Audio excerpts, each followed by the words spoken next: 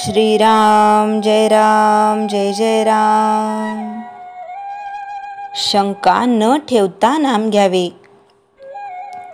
नामस्मरण करायला सांगितले की लोक सबबी सांगतात, पण खरोखर नामस्मरण करण्याच्या आड काहीच येत नाही। काम करीत असताना सुद्धा उगाचच इतर विचार मनात येतातच ना। मग तसेच नामस्मरण करायला कोणती अडचण आहे? उगाच दुसरे विचार करण्यापेक्षा भगवंताचे नाम घ्यावे हे बरे नाही का? वेळ सापडताच तो व्यर्थ गप्पा गोष्टीत न घालविता नामस्मरण करावे, श्रद्धा ठेवून करावे। 2 प्रवासी पायी जात होते। त्यांना भूक लागली। जाताना एक आंबराई लागली। त्यांनी मालकाला विचारले, आंबे घेऊ का? मालक म्हणाला, 15 मिनिटात जितके आंबे खाता येतील तितके खा। दोघांपैकी एक होता, तो मालकाजवळ चौकशी करू लागला।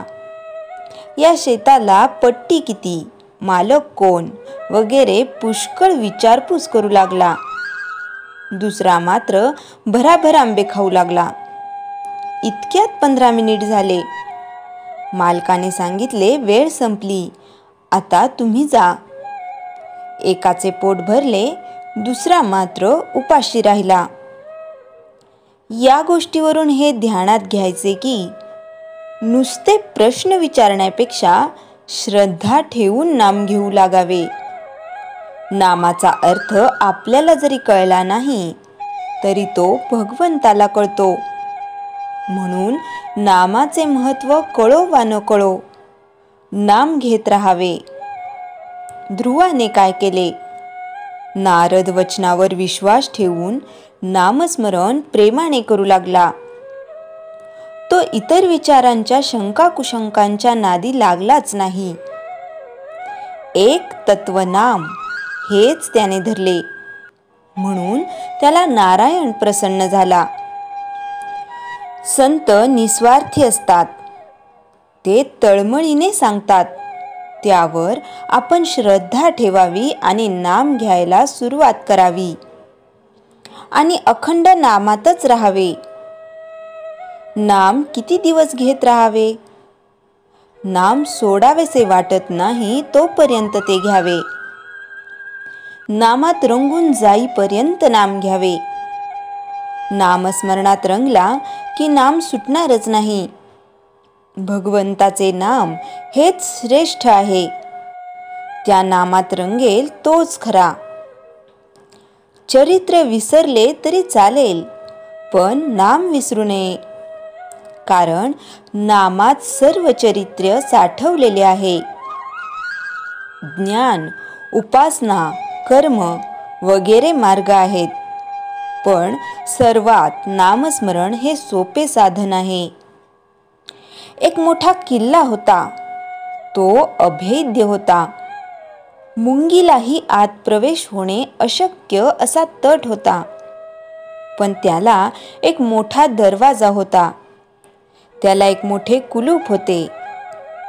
एकाला त्याची किल्ली मिळाली, मग प्रवेश सुलभ झाला। तसे नाम ही किल्ली आहे। परमार्थ कितीही कठीण असला तरी नामाने तो सुसाध्य असतो। नामावर प्रेम आणि श्रद्धा बसत नाही अशी तक्रार करतात। संत वचनावर विश्वास ठेवून अखंड नाम घ्यावे, त्यानेच समाधान होईल। श्रीराम जय जय राम। चैतन्यवाणी। आपण रोज उठल्यावर भगवंताचे स्मरण करण्याचा नियम ठेवावा। स्नान वगैरे गोष्टी झाल्या तर कराव्याच, पण त्या वाचून अडून बसू नये। श्रीराम जय जय राम। खुद्द श्रीरामाने टाकलेला तरेल कसा? रावणाच्या लंकेत जाण्यासाठी समुद्रावर सेतू बांधण्याचे काम जोरात सुरू असते। सर्व वानर दगडांवर श्रीराम लिहून ते पाण्यात टाकत असतात। सर्वांना माहीत असल्याप्रमाणे ते दगड पाण्यात तरंगत असतात. सेतू बांधण्याचे काम जोरात सुरू असते. श्री रामचंद्र सीतामाईच्या आठवणीने काळजीने व्याकुळ झालेले असतात. अशा मनस्थितीत ते समुद्रकिनारी सैरभैर फिरत असतात. त्यांना एक कातळ दिसते. त्या कातळावर ते थोडे विसावतात. सीतामाईची काळजी त्यांना ग्रासत असते. तेवढ्यात एक चाळा म्हणून ते बाजूचा एक छोटा दगड उचलून समोरच्या समुद्राच्या पाण्यात टाकतात. तो दगड तळाशी जातो. सुरुवातीस श्रीरामांच्या हे लक्षात येत नाही, पण 2-3 वेळा झाल्यावर त्यांना त्याचे आश्चर्य वाटते आणि ते अजूनच उदास होतात. हे श्री हनुमंतास समजते. श्री हनुमंत तिथे येतो. भगवंताला विचारतो, देवा काय झाले, इतके उदास का?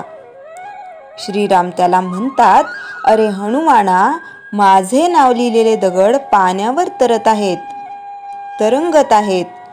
पण हे बघ, मी स्वतः टाकलेला एकही दगड पाण्यावर तरंगत नाही. काय रे हे? हे असे का? श्री हनुमान स्मित हास्य करतात आणि श्री रामचंद्रांना म्हणतात, देवा बरोबरच आहे. खुद्द श्रीरामाने टाकलेला तरेल कसा? मग तो दगड का असेना? एक वेळ येते, प्रत्येकाच्या आयुष्यात हमखास एकदा तरी येतेच, तेव्हा आपले कर्तेपण खरे नव्हे ही जाणीव त्याला आतून होते. तो क्षण असतो, त्या क्षणाची कास धरायची असते. असे बरेच प्रसंग येतात, तेव्हा मन हतबल होते. चहूकडून त्याची निराशा झालेली असते. जीव कासावीस झालेला असतो आणि मग जीव कळकळीने भगवंतास आपल्या मदतीस बोलवतो. हीच शरणागतीची खरी तरी पहिली पायरी. पण दुर्दैवाने ती वेळेनुरूप बदलते. देव आपल्या मदतीस धावून येतो. आपले काम होते. मग गरज सरो आणि वैद्य मरो ही म्हण आपण पुन्हा एकदा खरी करतो.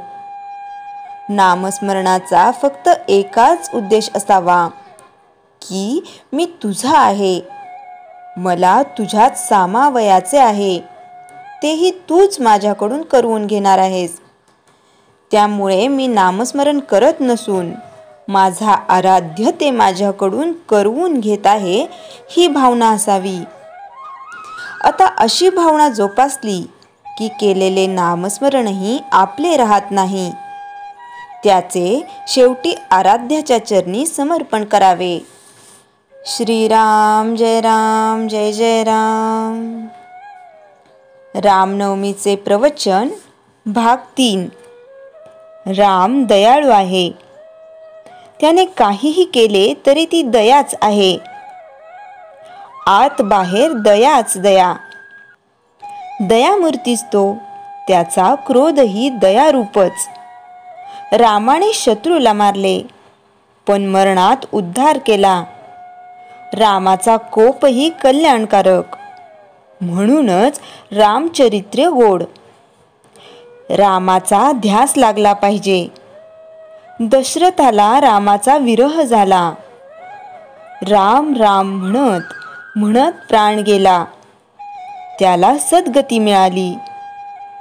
जटायूला मोठा आनंद झाला की मरते वेळी रामाचे दर्शन झाले आणि त्याला पाहत पाहत राम राम म्हणत म्हणत प्राणोत्क्रमण झाले.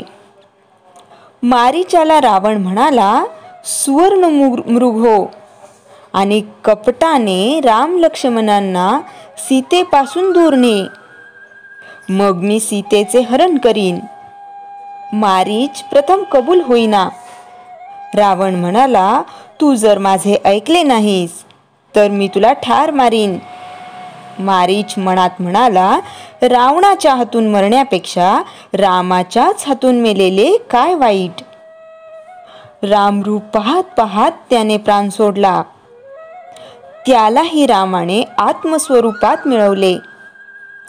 रावणाला मंदोदरी म्हणत होती, महाराज, तुम्ही महान अपराध केलात. रामाची सीता त्याला देऊन टाका. मंदोदरीने फार उपदेश केला. त्यामुळे त्याचे मन विचलित झाले. त्याच्या मनात सात्विक भाव उगवला. सीता देऊन टाकावी असे त्याला वाटले. इतक्यात नारद आले. ते म्हणाले, अरे, सीतेला सोडू नकोस. तिला सोडले तर रामाच्या हातून मरण्याचे भाग्य तुला मिळणार नाही. म्हणून रावणाने रामाच्या हातून मृत्यू पत्करला आणि त्याच्या देखत प्राण सोडला. रामाची सर्वच कृती गोड, आकृती गोड. मग त्याच्या नामात किती गोडी असली पाहिजे. पण आपल्या अंतरात थोडा तरी सद्भाव, विश्वास पाहिजे. अंतरी थोडे तरी नामप्रेम असावे. मग नामस्मरणात फार आनंद येईल. आपल्यामध्ये प्रेम नाही असे आपल्याला वाटते, पण प्रेम नाही कसे? प्रेम आहे, पण ते आपण प्रपंचात लावले आहे. तेच रामनामात लावायचे आहे. त्यासाठीच रामचरित्र ऐकावे. आपल्याला जुळणारे असेच रामचरित्र आहे.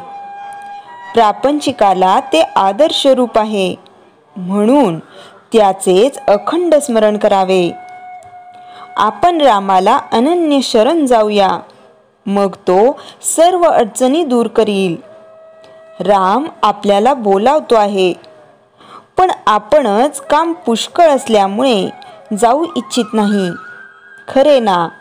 आणखी काय सांगावे बरे? आशीर्वाद. श्रीराम जय राम जय जय राम. जयाच्या जनी जन्मनामार्थ झाला, जयाने सदा वासनामात केला. जयाच्या मुखी सर्वदा नाम कीर्ती, नमस्कार तया ब्रह्मचैतन्य मूर्ती. श्रीराम जय राम जय जय राम.